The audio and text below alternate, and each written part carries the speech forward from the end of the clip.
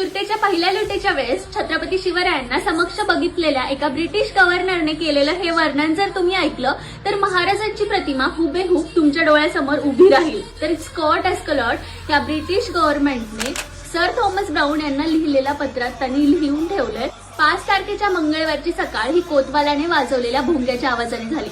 बातमी होती की कोणीतरी मुघल सरदार शहराजवळ येऊन धडकलाय, पण नंतर कळालं तो येतोय दक्षिणेकडचे लोक आणि महामहिम सरदार, ज्याला राजा असे संबोधतात आणि ज्याच्या नुसत्या नावानेच दक्षिणेकडच्या लोकांना घाम फुटतो, तो आलाय. त्याच्याबद्दल सांगायचे झाल्यास तो उंचीने माझ्यापेक्षा थोडा कमी, पण शरीर हे कसरत करून कमवलेलं आहे.